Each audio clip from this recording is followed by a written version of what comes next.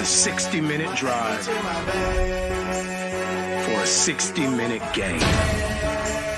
After all the miles we've traveled, we're almost there. After all the hours we've worked, one more can make us legends. After all.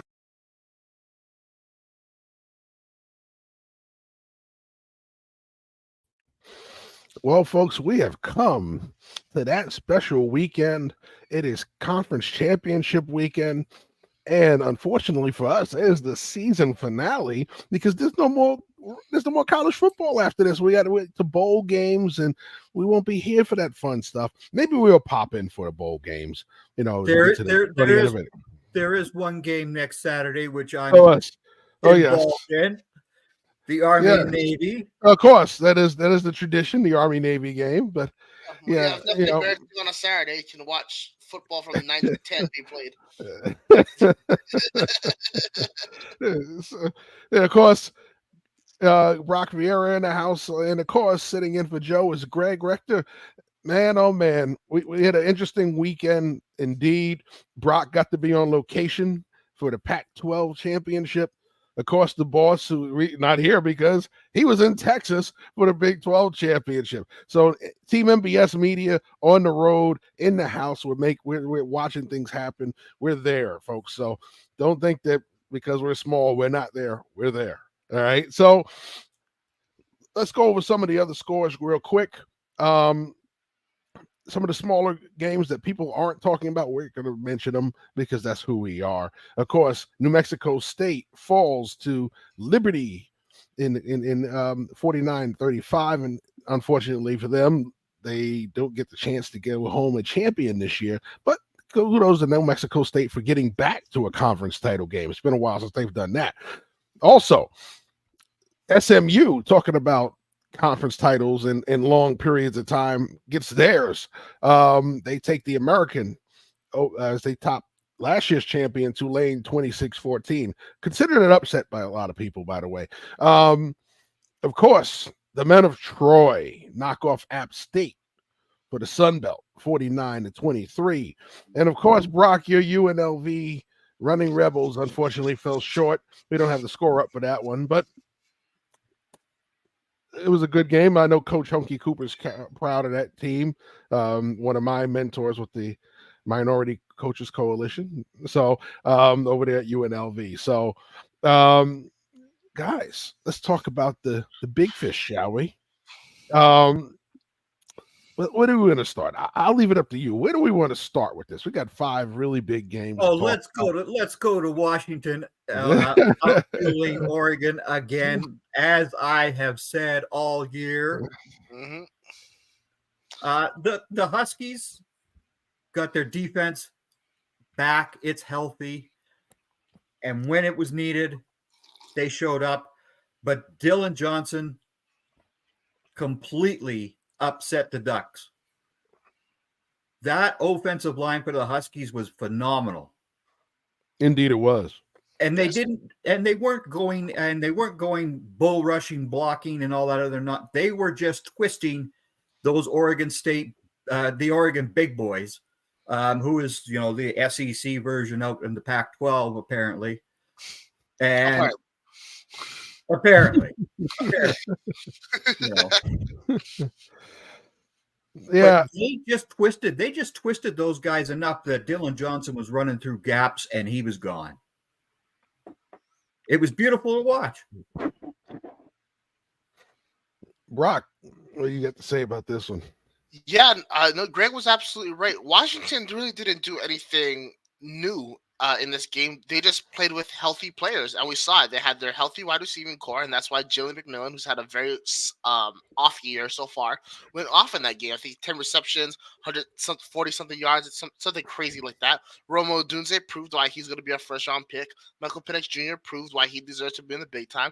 And Dylan Johnson, whenever the ball was put in his hands, he made plays. What Washington also did very well was that they had this very special wildcat formation where they snapped the ball to Bernard, and they were able to score effectively based on that. They made plays when it counted, and Oregon just flat out did it. Like, as you mentioned, Jeff, I had the privilege of attending that game, and I was in the Oregon section, like in the end zone. I was with all the Ducks. Surprisingly, I was joined by a Husky fan next to me, so I got to get both sides and both arguments and inside information on each team. Oregon suffered from the same thing that they suffered last time in this season when they played in Seattle and the year before when they played in Eugene. They did not make the plays when it mattered. And that came down to the players, but it also comes down to coaching. What Will Stein did in that game was absolutely horrendous. You could see it from the jump.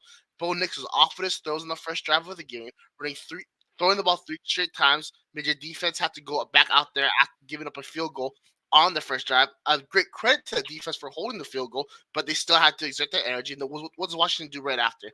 They get a really good punt return, if I'm not mistaken, and then they score a touchdown to go up 10-0. And they didn't. I don't believe they yielded the lead. They might yield the lead once in that game, but that was it. So you have a bad offensive script to start. So you're already on the wrong foot. And then the next drive, you're trying to get something together. You're at 3rd and 1. You know, Bucky Irving or John or James, whoever was in, was getting at least 2 yards to carry. So you're just supposed to get the first down. No, instead you run a bootleg to the right, and what you saw Bo Nix revert back into Auburn Bo Nix, and then he went one way and then went the other. And because I was sitting right behind it, I saw the whole thing up close. It was one of those things like, oh, good Lord. And then from then on, you just did not improve. The last to say was the 3rd and 9 call when you ran a quarterback draw in the 4th quarter when you needed a drive to stay alive and stay competitive. That's what you run. Completely unacceptable. Dan Lanning has been doing a lot of talking, and he's been talking a lot of trash this year. But when it really mattered, he's proving right now that he can't even be what Mario Cristobal was, and that's a very concerning thing for the Oregon Ducks. Well, I'll tell you what. I was as impressed as I was with the Washington running game. Washington could have really made this a game that looked very much like the Big 12 title game. But they didn't, okay? They had a great start. And then they did the same thing they did when they saw Oregon early in the year. They let up and let Oregon back into this game. And they even let Oregon take the lead, okay, before they finally turned it back on. You can't do that come college football playoff time. You can't go into those games and think that you're going to turn it on and on like a light switch. It don't work that way. When you have your opponent down, you got to stay on them. They didn't do that with Oregon, and they made this a closer game than it should have. This should have been a blowout the way they were playing in that first half. But they let Oregon back in the game. Credit to Oregon for fighting back. But there were things that they did in that first half that when Oregon started to make their run, they got away from. Okay. Yes, they were still able to run the football, but they were missing big throws. Michael Penix had a wide open receiver behind the secondary, overshot him. There were some missed blocks in protection that they were protecting very well in the beginning of the game. Okay. And it was just simple breakdowns. Okay. They were let ups by that defense. All of a sudden, they started letting Oregon get the running game going, something that you had shut down the first quarter when you were owning the Ducks offensively and defensively. So when I watch them, I'm seeing a team that plays in waves. When they're high, they're high. When they're low, they low. And if they don't come back up, they kind of like level off at that calming level where teams can overtake them. So they've gotten away with it this regular season. Nobody has overtaken them. They've gotten away with it. But you can't get away with that come college football playoff time. And most likely, Washington is in as an undefeated conference champion. I don't see them being eliminated from the playoffs. Do you guys see that happening? Not a remote chance. Top 5 victory, they're in without a doubt. Yeah. Because we got chaos. This is the chaos everybody was talking about, right? Short of Washington losing and becoming a one-loss team, short of Florida State losing, becoming a one-loss team, right? We have chaos right now because of one of the other championship games we'll talk about after this one. But there's a lot of one-loss teams that somebody's going to be upset about missing this playoff because of what happened in that SEC championship game, especially. So there's a lot going on. Let's slide over to said Big 12 title game, and let's talk about those impressive Longhorns yesterday, who came out and did the most un-Longhorn thing. They took the bull by the horns, and they literally corralled it. They went out there. This time the bull got the best of the cowboy. All right. There's the horns are all over the Cowboys, 49-21. Quinn Ewers went to work, 452 yards, 4 TDs. Also, we don't have it on here, but those also the running back crew for Texas, because remember, they lost their starting running back earlier in the year. So once again, the Texas running game comes through, but of course Quinn Ewers has a big day, and that Longhorn defense was impressive for most of the day. Yes, they were. Yeah, I mean, what can you really say about it? As soon as the game started, they were up 7-0 from the start. And then I was thinking maybe OK State could make it a shootout until I saw the fact that Alex Bowman was just turned into, the Mad Bomber, except he couldn't actually bomb it. So we kind of knew how the game was going to go early. But I was very impressed with Texas ball distribution. They got everybody involved, as you mentioned. CJ Baxter in the backfield, but Keelan Robinson was a major difference yesterday for Texas. Xavier Worthy, A.D. Mitchell, two guys that I'm big fans of. Actually, three guys when you add in Jordy Whittington. They all got their opportunities. The last name was Blue. He also got a touchdown. It was very impressive to see.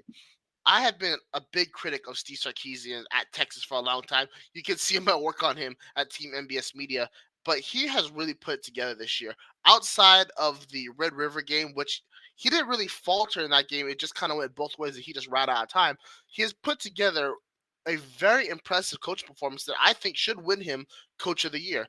Texas has not looked outplayed this year. They've always risen to the occasion. They didn't really seem to play down to opponents too much. And they've been taking care of business no matter what. Really impressed with the Longhorns. Congratulations to them. Oklahoma State, you couldn't get anything going with Ollie Gordon, and it showed. Your passing game, Bowman is Bowman, and it just proves once again Mike Gundy will get them 2 championship games, but he'll never win them. And if they're satisfied with just being there, you got to stick with them. But if you want more, I think it's time for a change. That's what I got to say about it. All right, Greg.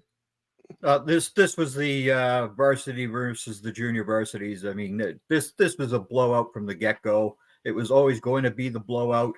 Bottom line, the Cowboys got lucky this year when they won their game against Oklahoma, and that's what got them into this game, because this was the Cowboys team that we saw USF beat the hell out of. Yeah. Yes, it was. I mean, this was a no contest. This really was a no contest. So Quinn Ewers, yeah, he got 452 yards, but who were they facing? They were facing a bunch of little boys compared to the big men that Texas are. That's the bottom line. Yeah. Well, shame on Oklahoma, right? You had the chance to come back and, you beat Texas once. You had the chance to come out and do it twice, but you crapped the bed when you played Oklahoma State, right? Yeah. So Oklahoma State goes out there and they have a chance to go out there and right or wrong versus Texas, and it got worse. Okay, this is the team that looked like exactly what you said, got smoked by UCF. Yeah. And UCF is not exactly an offensive juggernaut. So if you were coming into this game thinking that you were going to come out there and score 21 and beat Texas, not a chance. All right. So, but I'm gonna give Sarkisian credit, because all season long we've seen Texas come out, have these great early performances, get a big lead, and what do they do late in the game? Barely hold on. Okay. Yep. There was no barely holding on yesterday. They blew them out, straight out. It wasn't close. It wasn't entertaining after a while. It was, you were hoping that they would throw out the high school mercy rule at one point, because it was at one point you just realized that Oklahoma State was not going to be competitive in this game. Texas was just that much better. And let's face it, it's a bad matchup. Okay.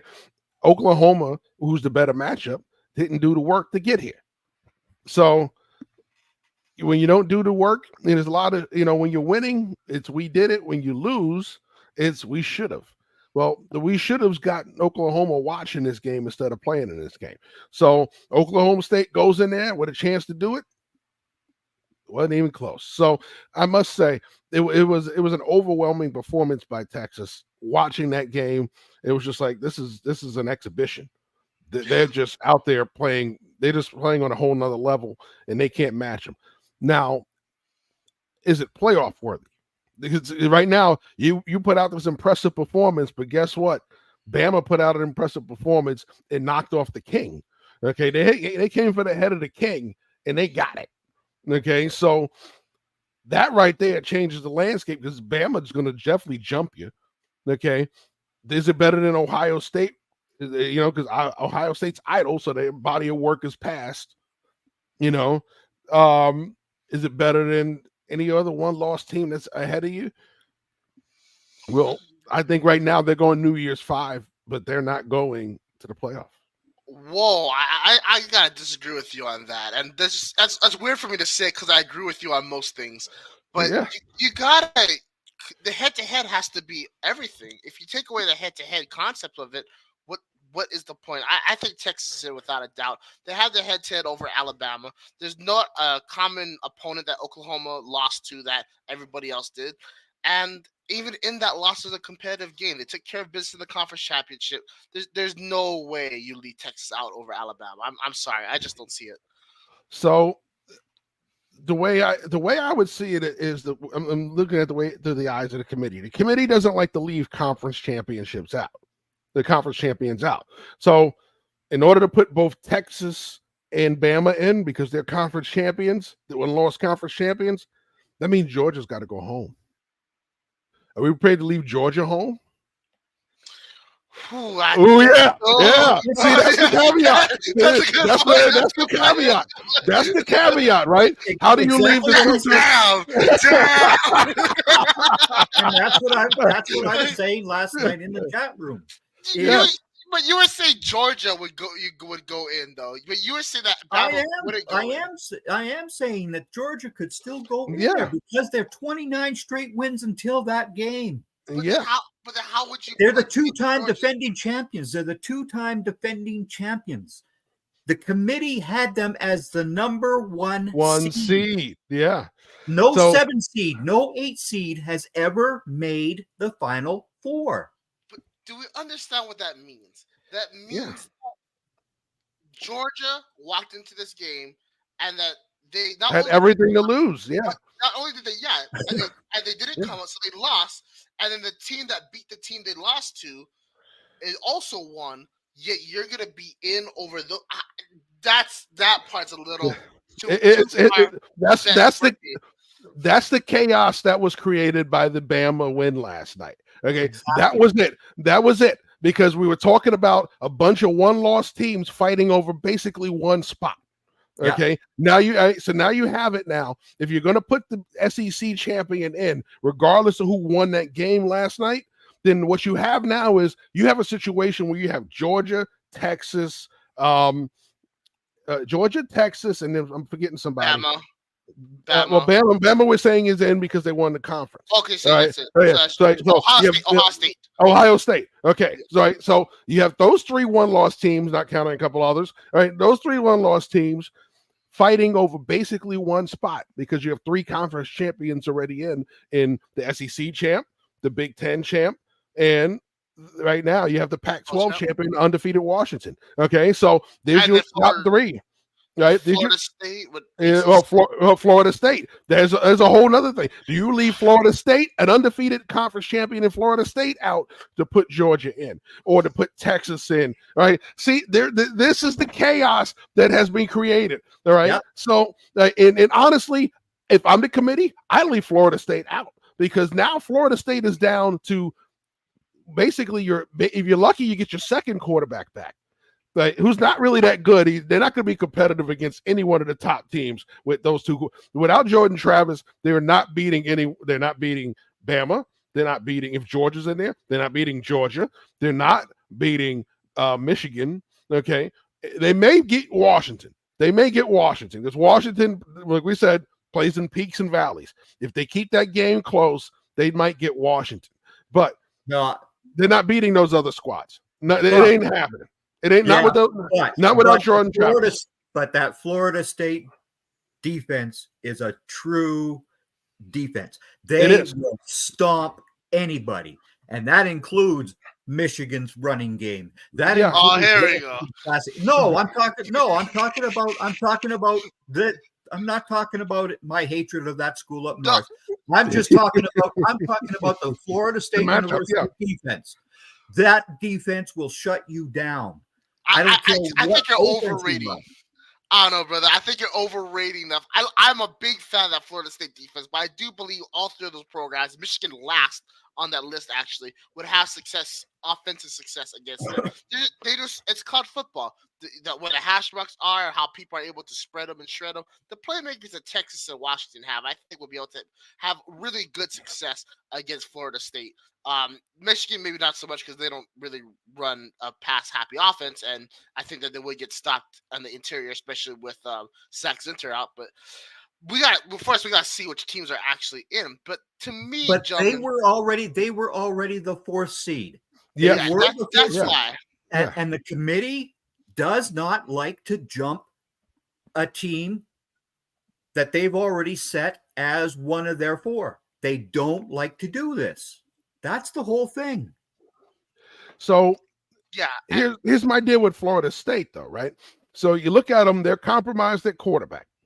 Okay. They rope-a-doped Louisville yesterday to get there. Okay. Yeah. You're not going to be able to do that versus Michigan. You're not going to be able to rope-a-dope Michigan. I'm sorry. I know Michigan's a one-trick pony right now, but trust me, they're better. Right? They showed it against Ohio State. When they want to pull out their passing game, it's in their back pocket. Okay. They can't rope-a-dope Michigan. They can't rope-a-dope Bama. They sure as hell can't rope-a-dope Georgia. All right. So if we're going to talk about it, okay, can they rope-a-dope Washington? Well, maybe. I don't know if they can. I don't give them. They're still a dog to me if they face Washington. Don't get me wrong. They're dogs. But if there's one, if they match up against Washington, it's going to make me a very uncomfortable one to pick because I've seen Washington play in those peaks and valleys. So, but. Brock, stranger things have happened. Listen, you're right. I did not. I picked Michigan to go in there and handle their business versus TCU last year. What happened there? Okay, So, I, on the other hand, took TCU. Thank you very much. I know, Greg, you were on TCU. I ended up picking TCU over Georgia, and that was a bad decision. But my whole argument last year for TCU was based upon that defense and the turnovers that they created, and it was constant. This year, TCU did not get any turnovers on defense, and look what happened to them. They lost and lost and lost. That's the reason why the committee put TCU in there last year. Yeah. It wasn't the offense that people talked about. No, that defense did its job. So when you're going to use the accent, Greg, we're going to have you go throw an A on the end of the sentence. Okay. Right. No, we don't.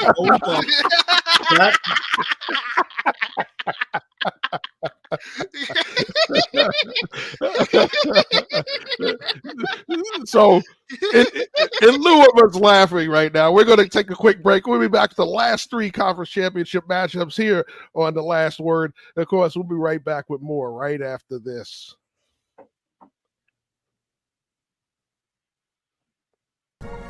In 2006, we founded Yeti Coolers with a simple mission: build the cooler we use every day if it existed. One that was built for the serious outdoor enthusiasts rather than for mass discount retailers. One that could take the abuse we knew we'd put it through, out in the field and on the water. One that simply wouldn't break. We decided early on that production innovation would come from necessity and first-hand experience, not from market research and data analysis. Today, Yeti products perform when it matters most. Whether that be an excursion into the remote Alaskan wilderness, chasing redfish on the Gulf Coast, or just getting together with friends in the backyard, we make gear that helps you stay out longer, travel farther, and live harder. #built for the wild. Enjoy 40% off site-wide. Vitable takes the guesswork out of feeling good. Get your own personalized daily vitamin pack safely delivered to your doorstep every month. Take their online quiz to find out which vitamins and minerals can support your personal needs based on your own diet and lifestyle. #only what you need, nothing that you don't. All vitamins are manufactured in Australia at the highest quality standard. Ingredients come in the best form for their absorption by your body. Enjoy 40% off site-wide using code NBS40 at checkout. You are watching The Last Word with Team NBS Media. And now back to Joe, Jeff, and Brock. Jeff and Brock here, along with Greg, sitting in for Joe. And I mean, I can remember when I could get my knees up like that. I can't do that anymore. But anyway, yeah, it was nice when I had them. So yeah, we were talking about playoff, but let's get back to the matchups that happened that set up this chaos that we have going into the playoff. As the selection committee is working very hard, I'm pretty sure right now they're sitting over there, Eggs Benedict, talking about this stuff. But meanwhile, we had some more football to recap. So we did the Friday night game. We did the early game yesterday. Let's slide into the midday games yesterday. And we're going to start, of course, the champs are down. Down goes Frazier. The Crimson Tide go in and come back and exact some revenge on Kirby Smart's Bulldogs. 27-24. Your conference champion, Alabama Crimson Tide. We haven't said that in a while. Your conference champion, Alabama Crimson Tide. Because now, if you're looking for amazing wow stats, this game didn't have them. Okay, this was a slugfest of heavyweights. There was some defense, there was some offense, there was some opportunistic plays. They had everything you want. Intrigue. These are the two main eventers going at it. Okay, and plain and simple, this was your WrestleMania of bowl games. Okay, you saw everything you need to see out of these two teams. If you're a scout, you're seeing pro prospects all over the field, and what you saw was two of the best coaches in college football. And yes, we say that when Nick Saban's on the field, because Nick Saban is still one of the best coaches in college football, if not the best coach in college football. But Kirby Smart gave him all he can handle for 3 years in a row, but Saban got the best of him in this game. So I'm going to get you guys' impressions on it, because I've talked enough about it. It's about what you guys think too, right? So here we go. Yeah, and Greg, I want you to come back, because I want to hear the fire that Brock has for this, because I know Brock's got something up his sleeve on this one, even if he only has short sleeves on today. Yeah. When I first got on Twitter, or X as you might call it, I sent out a tweet that said, and this was back in the year they won the national championship, and I said, if Kirby Smart can't win a national championship with this team, they should start asking some serious questions about how long he should be there. And the amount of hate that I got for it was off the charts. But the point that I was trying to make behind it is that Kirby Smart, when fully healthy, cannot defeat a Nick Saban fully healthy team. And that remains true till today. The one time Kirby Smart was able to beat Nick Saban was when Jameson Williams and John Mechie both got injured either before or during the national championship game. Ajayi Hall was Alabama's number one wide receiver after that. Ajayi Hall's not even playing football anymore, just to put that into example. Georgia got lucky that Alabama caught the injury bug. That's the only reason why they had their first national title. We have been so obsessed with this Georgia team for so long because they've been quote-unquote dominating in college football. But when you start to take a deeper look at their team, last year they had a very easy road to a national championship. But there was cracks. You start to see it over the years against Kent State and Georgia Tech. And you see that they had to grind out these wins instead of dominating like a powerhouse should. And then they go up against a team like Alabama. They are supposedly the better team. They're 5.5-point favorite. They got everything rolling for them. And then you saw the cracks. Their OC is terrible. Their defensive coordinator is Will Muschamp. And that mentally sounds exhausting. They don't have a quarterback that can make big-time throws in big-time moments. They don't have a receiving room that can make the plays when they need to. And I understand that Ladd McConkey was hurt. I understand that Brock Bowers was hurt. But, hey, that's the same game that happened in the national championship. You got to find a way to overcome because there really are no excuses. The defense got exposed. They gave up so many big-time throws, especially later on in the game when Isaiah Bond essentially took over and they couldn't get a stop to save their life. Those are the things that Georgia has been this entire time. We just haven't seen it because they've been able to skirt by having a better roster. Now we're starting to see the coaching staff has problems. Kirby Smart doesn't know how to beat Nick Saban. And if Georgia expects to be a competitive force in this new era of realignment and the expanded playoff, they got to figure out a way to be consistently dominant, because just by consistently skirting by, you open yourself up to losses at the most unideal times. That is my thought on the game.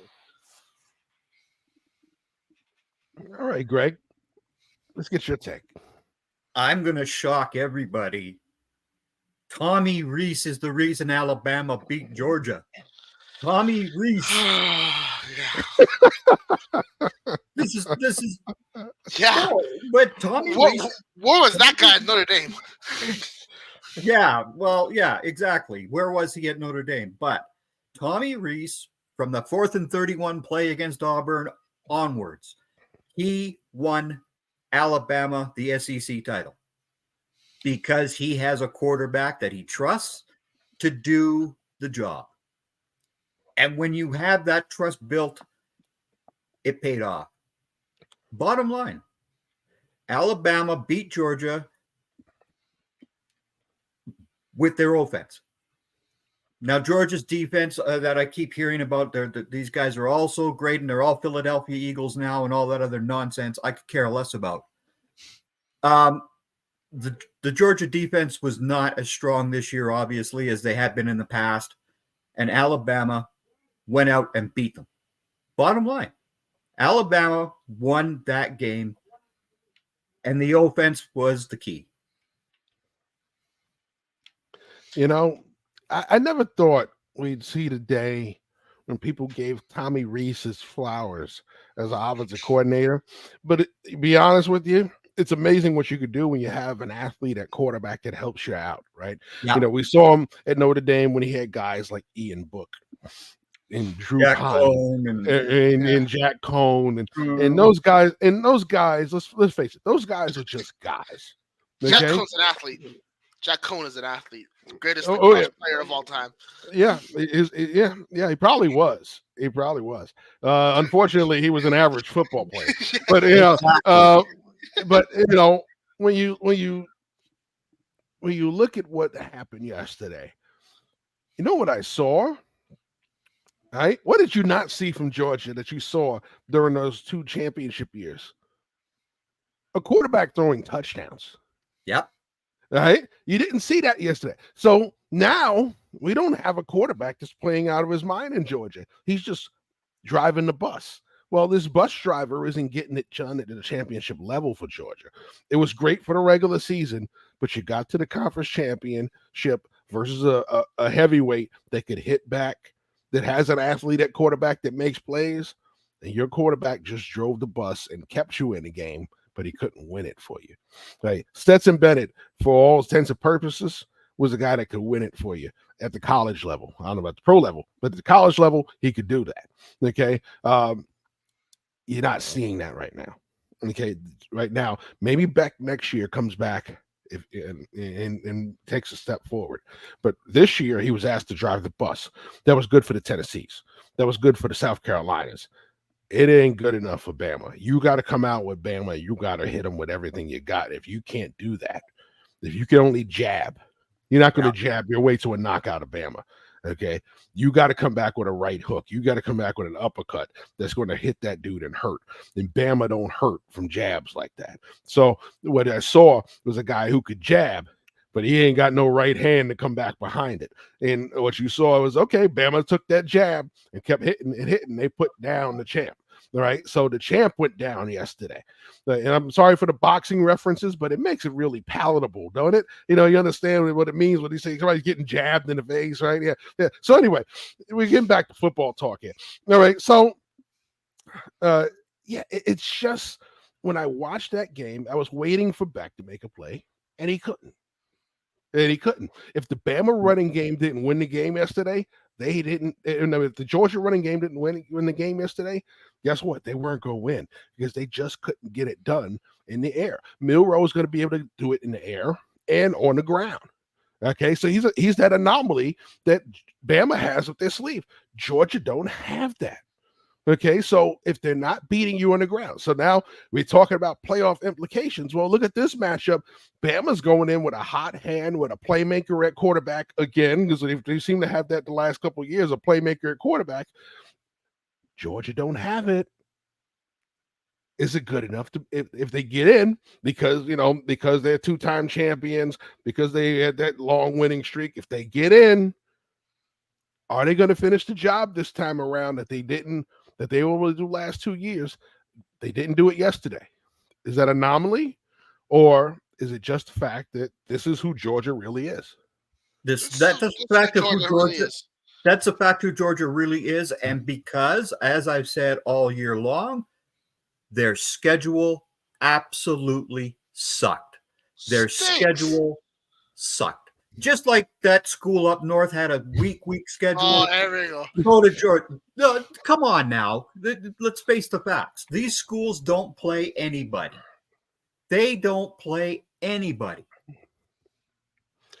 Yeah, I would just like to add, I think it's time for all of us to take a look at the narrative that Kirby Smart instills good defenses. Because if we take a look at his time from when he first went to Georgia till today, if we look up at the big games, the bowl games, dash title games, things like that, how many times has that Georgia defense played at a level that you would expect them actually? You gave it, 55 points to Oklahoma in the Rose Bowl? That one year you let Cincinnati put up 28 against you in the Peach Bowl and needed a last-second field goal to win. Alabama, we remember all the times they've faced off, how many times Alabama has kind of put a lot of points on them. And then you start looking at the way those other teams play against future opponents. Those numbers don't look that high. Even Texas put it on them in the Sugar Bowl that 1 year with Tom Herman. Do they have a good defensive scheme? They have great players. They have allegedly great coaching. When you look at the numbers, though, that's a lot of high scores for a supposedly dominant defense. I'm just saying. Yeah, I think what we look at is what's happened more during this championship run, and I think that's where that's come from. Because nobody really said that before that. They said he was a good defensive coach when he was at Bama, but during this run, when he's put out these massive amount of NFL players who are all studs. Let's be realistic. Most of these guys are studs that went on to the NFL. They're all, and unfortunately, most of them are in Philadelphia. So, but when you look at it, these guys have been great. As a unit, they haven't gone out there and shut anybody down that's a massive contender. But what they've done is disrupt. And I think that's where you look at in college football, because honestly, we don't see too many college football defenses that go out there and hold people to 3 and 10 points a game. It just doesn't happen anymore. And in this day and age of spread and in the fast pace of the offense, the better defenses are averaging just around 17, 18, 19, 20 points a game. Yeah. All right. So, when most teams are averaging 28. So I think it's an inflated level of offense at the college level. So I think that's kind of where we look at it. Oh, it's a great defense. Well, we have 17, 18, 19 points compared to the 28 that some of these teams are letting up. Yeah, it looks great. But yeah, we just don't see that. You don't see that kind of dominance anymore. Like you saw in the early 80s, you had a defense that didn't let up more than 11 points a game because they were just that good. And they were able to control the ball on offense and keep the scoring down. That was a different level of football. We're not seeing that anymore. This now, if you're keeping people under 20, you're a good defense in college football. And I think that's where what that comes from. Plus, like I said, the output of NFL talent he's had more, recently. But it's time to move on. We dug into this. We can come back at the end of the show and talk a little more about playoffs, since we won't be around to hang around. Maybe we'll come around for some of those games. And I see Bill is hanging around in the chat room, so we get Bill on there. We really talk some college football come bowl game. It's gonna be that'll be a great show. We didn't talk about this one right here. Florida State, Louisville. And right now, and there's a reason why I saved the other one for last. So we'll get into that. Okay. ACC championship. We talked about it. The Noles remain undefeated. They get the win. As I said, they rope-a-dope Louisville in this one. If you were looking for an outrageous offensive output like you had in the Big 12 and the Pac-12, even in the SEC championship, this wasn't your game because there wasn't a lot of. This was the defensive bowl because let's face it. I don't know what happened to Louisville's offense the last 2 games, but it has fallen off precipitously. Ooh, And big words. and there you go with we talk about who's going to even start for Florida State as we saw Jordan Travis go out with the leg injury, and then the hit that they saw that Rodemaker suffered last week would put somebody out for about 3 weeks, more or less a week. So there you have it. Florida State is able to rope a dope their way to a ACC championship with their defense and running game. And realistically, the running game that had one really, really big run in it. So it was, in all intents and purposes, this was an Ali rope-a-dope. Take your best shot, hang on the ropes, don't get knocked out, and then finally wear them out and make my plays. That's exactly how Florida State run this game. So, you guys, there's not much I can say else about this game. I think I've given my analysis on what you guys got to say about it.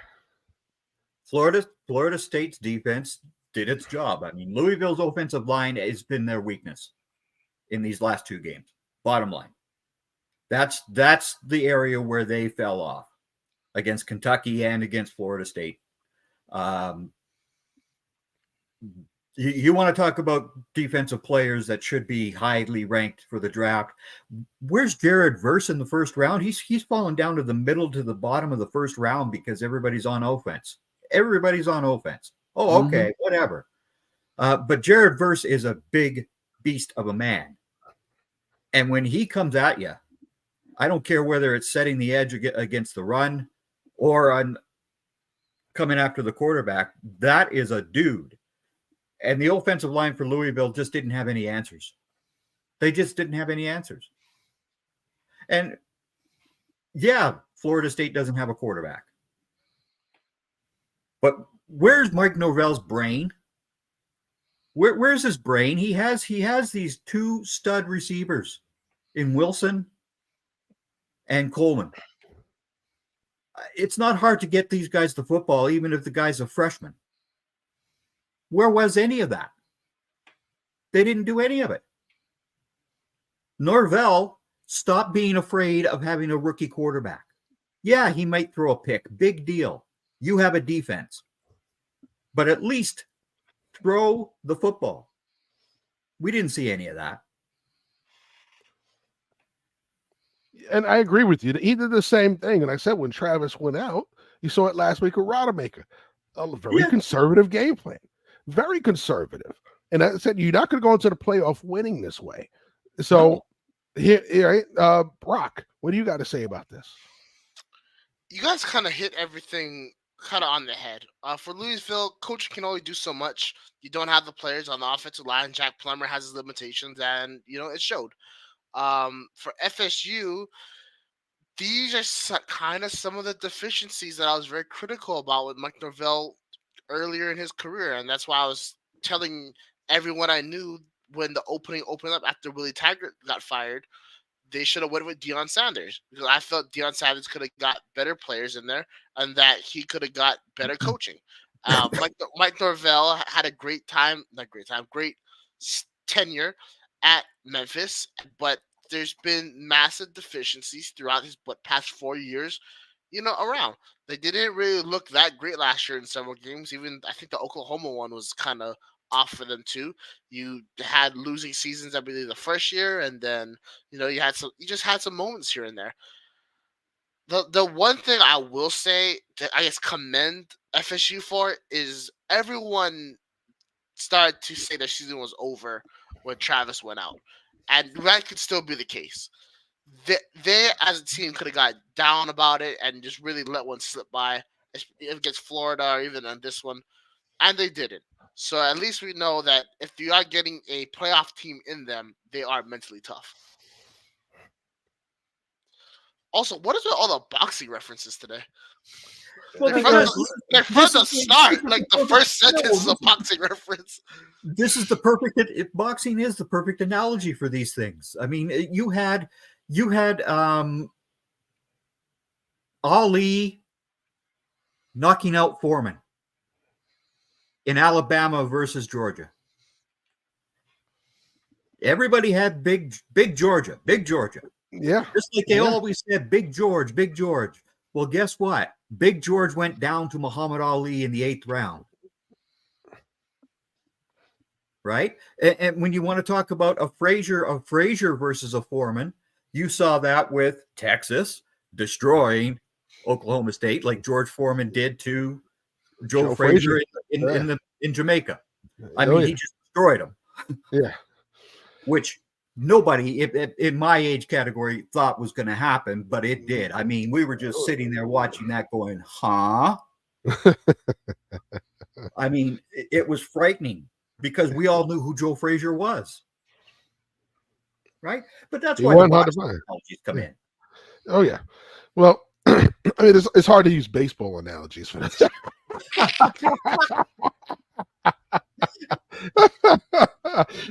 So, well, okay, I can give you one baseball analogy. Joe Carter versus Mitch Williams. Boom. Game over. World Series title over and done with. Oh yeah. Oh yeah. So I must say this. You know, when Louisville had their biggest wins, their signature wins, their offense showed up. These losses, however, the offense didn't. And it's interesting how, and I won't say Notre Dame's defense is anywhere near good as Florida State's, but Notre Dame's defensive front is pretty good. There's some dudes that will be playing on Sundays on that front. And yet, they manhandled Notre Dame's front. Couldn't manhandle Kentucky's front. Nope. Couldn't handle Florida State's front. So, who are we really seeing at Louisville? Because I'll be honest with you, a lot of people expected Louisville to come out on top of this because of the issues Florida State was having at quarterback, because they were compromised offensively. Well, if Louisville scores, Florida State can't keep up. That's what was said. Didn't happen. Louisville's offense looked stuck in neutral yesterday. So I think that's a big indictment on Louisville. But as much as I want to dig a little deeper into that, we're at a time, sensitive show because we have a show behind us. Unlike Moving the Chains, which is coming up after this, there's no show after. They can go over all they want, but we have to be very, very on schedule. So as we have to move on to the Big Ten championship. So with that being said, we saved this one for last not because we're Big Ten guys, but because plain and simple. Let's face it was his first time back on the sideline. And what did you expect? It was the only shutout of the weekend. What do you expect? It was Iowa's offense, which has been anemic all season long. Okay. The Wolverines' defense, which has been stout all season long. And then you turn around. What a recipe for disaster this was for Iowa. It wasn't even close. It was just a straight, it was practice. We're going to go and run our script, and this is going to be at the end of the day. And that's exactly what Michigan did. 26-0 over Iowa. Iowa, as we said, offensively, 155 yards, 3 turnovers. That is the highlight of this game. Michigan didn't put out any special performance. Iowa definitely didn't, those numbers. And I'm going to tell you this right now, Kurt Ferentz, if you need an offensive coordinator that's capable, there's one right here in Wesley Chapel, Florida, who actually knows what the hell he's doing, okay? And if you need a resume, I will gladly send it to you because that is atrocious. And as an offensive coordinator, I would hand in my resignation if I'm supposedly as highly touted, experienced as your current one is, and puts up that kind of performance. I'm sorry. I take too much pride in my work to put that kind of effort out of my kids and sit there and say I'm a capable coach. So you need a capable one, right? He's right here in Wesley Chapel, Florida, because that right there is never going to win you a Big Ten championship. It just don't work that way. But anyway, I'm done pounding my chest, guys. What do you guys got to say about this one? Well, this was just over and done with from the get-go. I mean, nobody expected Iowa to come out and beat Michigan unless, of course, the defense and the special teams had huge days, which they were not able to do. bottom line here is Michigan is the Big Ten champs. They're going to be the 1 seed in the Final Four now because Georgia lost, which really sucks because that takes away my Rose Bowl game. But anyhow, Yeah. Michigan is just that's who they are. They rolled them over and done with. Yeah, I mean, what can you really say about this game? Like, Iowa was off offensively. Oh, we've seen that since the dawn of time. Well, at least since Brad Ferentz has been the offensive coordinator. Oh, Michigan has another easy opponent. Yeah, they did. Oh, Phil Parker is going to make a team grind out and force them to field goals and try to limit points. That's what happened. Oh, Michigan is going to play dominating defense because Deacon Hill looks like a quarterback before the invention of nutrition. You know, it's so mind-boggling how Iowa has 3 losses on the year and 2 of them are shutouts. Like, Iowa is an enigma, and it's how it's always going to be under Ferentz. He doesn't care. He just does what he likes, and he does enough every year that it's acceptable by Hawkeyes fans. What does he do every year? He wins most winnable games.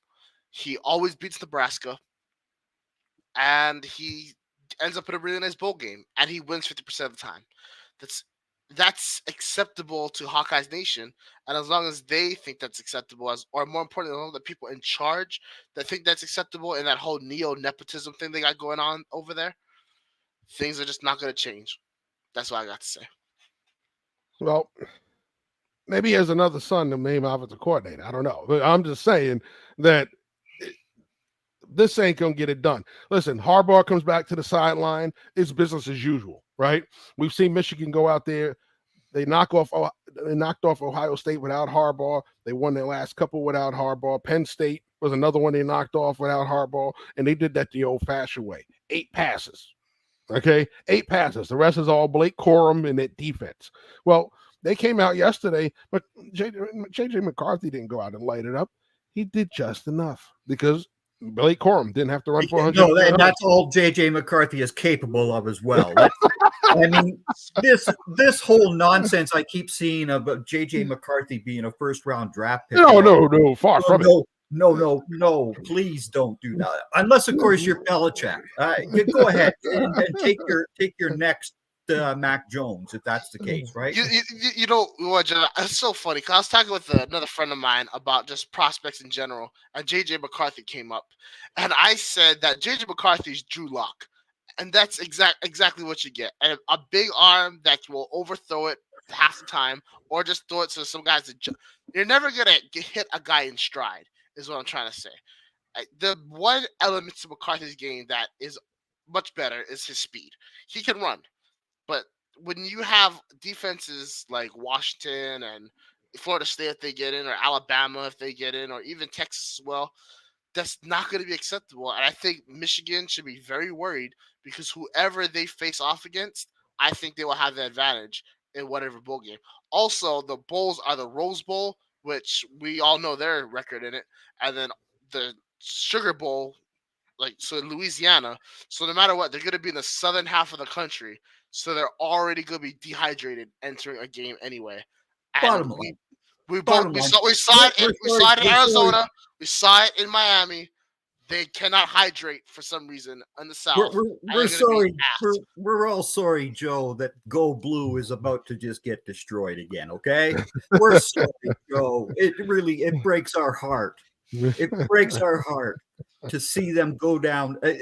Because I'm telling you, the Huskies, if they got in the Rose Bowl, the Huskies would destroy them, just like Warren Moon did to Bo Schembechler in 1978.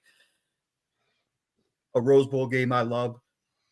And this is the thing that really has me going is the Pac-12.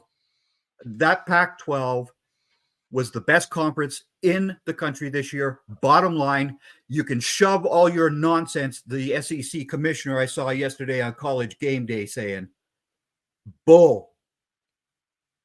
The Pac-12 was where football was played this year.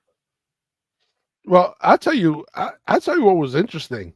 If you watch the Big 12 ceremony at the end, but they had no love The fans had no love for him. He couldn't even get the presentation over with without the amount of boos he was getting. So he made Goodell look popular. So you're losing your conference championship to your conference champions to the SEC. So he wasn't very popular yesterday. But yeah, I'll tell you what, we said it last week. The championship for the Big Ten was last week, right? Whoever won that Ohio State-Michigan matchup was winning today. And nobody expected anything special from Iowa, except for points. We expect you to score. Okay? This is the problem during this regime. Okay? And Kurt Ferentz and Iowa were good when the football was slower. Okay? Because you could get away with the pounded out game. But look at the guys who are winning your conference year after year. Ohio State, Michigan, teams that have adopted spreading out the line of scrimmage, who have adopted doing other things at the line of scrimmage, but still use the running game. Okay? Both of them will run the football on you. Both of them have athletic defenses that can match up with multiple schemes. Okay? Iowa's defense is still pretty slow and plodding. Now, it'll match up in the secondary. He does a great job of recruiting DBs because a lot of those guys are highly underrated. But when it comes down to it, they are still a slow, plodding offense. When is the last time we've talked about an Iowa quarterback at the NFL level? Whenever we talked about an Iowa receiver at the NFL level, he does a great job with tight ends. No doubt about it. He is the best at giving you the traditional tight ends. Hawkinson, Fant. Of course, the young man running around in San Francisco going to Pro Bowls every year. Okay. We can go down a bunch of Iowa tight ends. That is one of the best things he puts out there. But even the offensive linemen. When's the last time we've talked about offensive linemen from Iowa going in the NFL and succeeding? We don't see it much anymore. And you are one of the few NFL offenses left. Okay, you still run you still do all that stuff. You run traditional 3, 5, 7-step drops. We can't even look at you and say you're producing NFL linemen. So you are behind the times offensively. Therefore, you are not even keeping up with the leaders of your conference. The fact that you're in the weakest side of the Big Ten makes you relevant. Because had they realigned and put somebody over there, you wouldn't even be in the Big Ten championship every other year or every year. All right. So, but this is all that ends for the Big Ten this year. That's it, right? Yeah. Because next year you've got the Washingtons and UCLA, USC coming in, and there is no more division. No. So that comes to an end. So Iowa again is going to be like all middle of the road. Yeah. Well, they're going to be like every other Big Ten school and who cannot get the 5-star quarterbacks. Nope.